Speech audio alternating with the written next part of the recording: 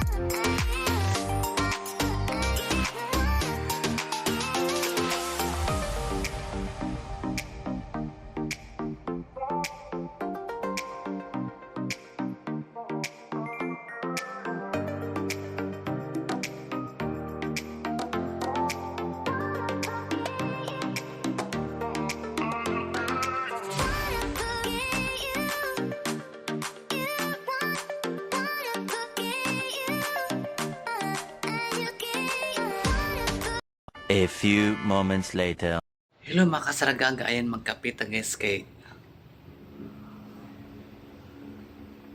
Ikabuhi si Sarah Gaga. So guys, i-update ko kayo kay mother sa mama ko guys. So, high blood daw siya. Nataas na naman yung dugo niya. Gipipihan ng asawa ng kapatid ko. Ewan ko ba bakit siya high blood, no? Payat na niya. So, i-update ko kayo guys ha. Manood kayo sa mga vlog ni Sarah Gaga. So, ayan. A few moments later. Ayan na guys, si mother ay nakaupo lang siya guys. Ewan ko kung anong iniisip niya. Mali pa dyan pag video sa na ano kasi niya napatayo yung video. Dapat ba ano siya nakababag siya. Okay lang yan. At least may update kayo kay mother at saka ako. Kasi na-miss ko na si mother guys. Sino kayang pupunta niya dun sa labas? Baka may dumating. Dumating na pala yung kapatid ko. May dalang isda. Ayan. Buti na lang may dalang isda sila. Makasabaw si mother ng isda. So, ayan. O, ayan. Marites talaga si mother. Uy. So, ayan. Nagdala si mother ng isda galing sa kapatid ko kasi karating lang niya galing sa work. So, dinala niya si mother ng isda para makapagsabaw sila guys. So, ayan. Nilagay ni mother sa banggira o sa lababo. Ayan. Tapos, ano naman yun siya magpunta? Ayun, magpunta na naman siya sa kwarto niya. Ano kayang kalkalin niya dyan? Baka mamasura naman ito si mother. Ganyan talaga yung mga matatanda, guys. Kahit anong kukunin niya. Ay, hala naku. Isip on si mother. My God. Ano yung nangyari sa kanya? Sa bawan na po siguro na yan. Unsa na po na yung giuting kay na yung bag. May pasimada ready to ano na siya. Ready to go na siya. Ayan. Ready na palagi ang bag niya guys. Ano kayang laman ng bag niya? Ano kayang hinahanap niya? Siguro nahanap niya yung ano niya, kayamanan. Yung gold niya dyan. Baka may gold si mother. Diyos ko guys. Ayan si mother. Saan na naman yan magpunta? Baka magpunta siya doon sa kwarto. Kwarto ng kwarto ng kapatid ko guys. So ayan. Yung ayan ang asawa niya, yan siya guys. Nag-dialysis yan siya. Siya lang nag-dialysis sa sarili niya guys. Kasi nasa tiyan na yung chest. Magpaano pala si mother? Magpa-BP. Kaluoy naman sa kong mamang God. Ang payat-payat na mother. Diyos ko Maria Josep. Kaya naman talaga nag-edad edad na kasi ni mother guys is 83. Mag-84 na po siya ngayong August 20 kasi yung birthday niya guys. So, ayan si mother nagpa-BP na. Pila ka niyang BP ron. So, ayan. Nagpa-BP si mother. Buti nila may kumpleto kasi yung asawa ng kapatid ko. Kasi nagdaya siya tapos may mga gamit din siya sa mga like BP. Ayan, mayroon din siya sa mga ganyan guys. Ilan kaya ang niya? Dugo niya. Ano yan? 115/55. Ano yan siya guys? High blood o anemic? Hindi ko alam. Ano yan siya? 155. So, ayan. Pinahiga muna siguro yan si mother. Ayan. Higa si mother. Ang gwapa sa kong mother. Sexy. Walang kupas ang ganda ni mother. Parang lang di ba? Relax lang siguro siya. Dami kasi niya iniisip guys. Iniisip na yung mga apo niya. Kung ano na mga apo niya. Kung saan na. May apo kasi siya guys na parang siya. Basta na apo siya A few moments later. So, ayan guys, yung pinapakita ko sa inyo yung video. Si mother pala ay high blood. May maintenance man kasi yan sa guys. Kailang baka limutan siguro niya inumin. Kaya magtaas yung dugo niya. So, kaya inaano ko kasi yung asawa ng kapatid ko na ipaalala na ipainom yung niya pang high blood. Kaya Dahil patanda na kasi si Mother guys. Salamat din sa Lord na naabutan pa namin si Mother na ganyan ang edad na 83.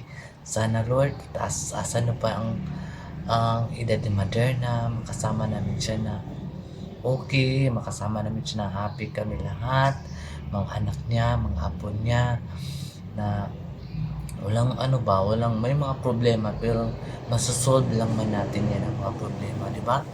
So, A few moments later. sana Lord bigyan pa si Mother ng habang buhay. Kasi kailangan pa namin si Mother. Yan nila po ang kayamanan na iniwan sa amin. Kasi si Father ay wala na po si Father. Ay pumano na po si Father ng ibang bansa. Nag-Japan si Father. So ayun guys, may sasabihin ako sa inyo. Yung asawa ng kapatid ko guys ay namatay na. Pero matagal na po namatay yung kapatid ko.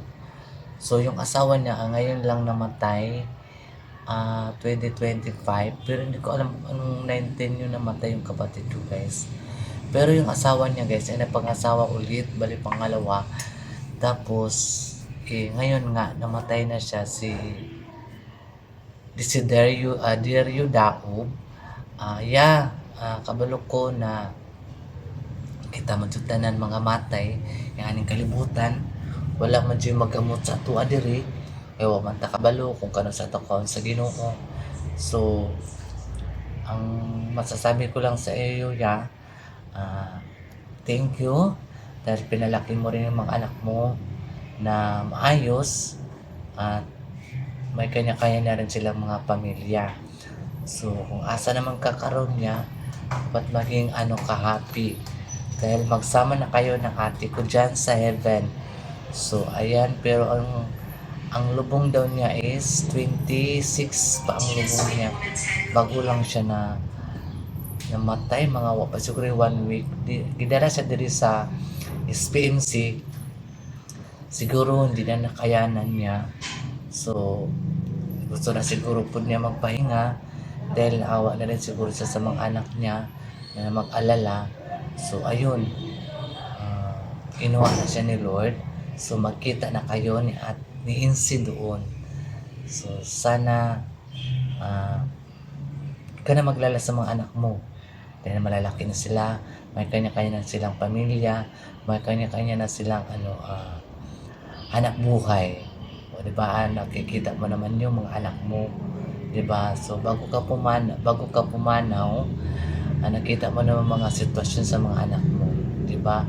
So happy condolence po sa mga Daob family. Ayan, happy condolence po sa inyo.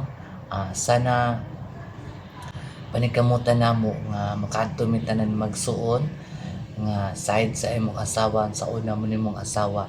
Ang ako igsuon naman nimong asawa. So kailangan namin magpunta din doon. Kumbaga respeto sa iyo, sa iyong mga pamilya, sa iyong mga anak. Kailangan nandoon din kami magkakapatid.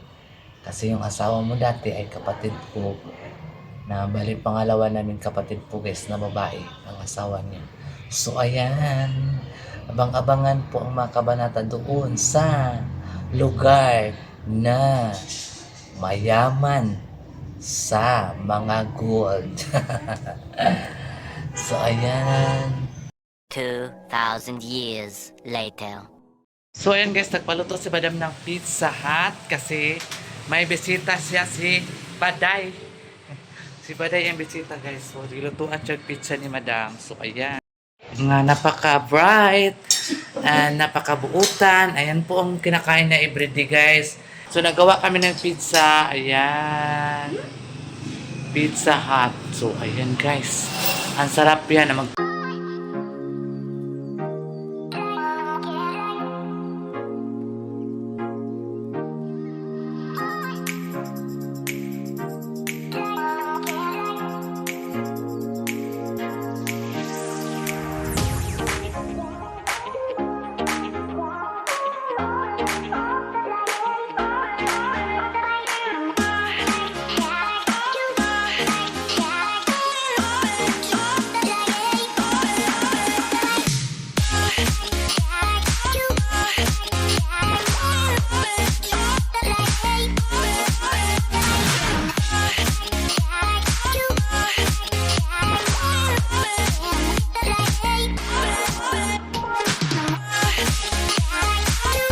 A few moments later. Guys, manya punta atong sudan ay. Ato na ginakod to. Ang munggos. Rock packwell. Sakto yung mga bangos o barilis. Gusta na siya.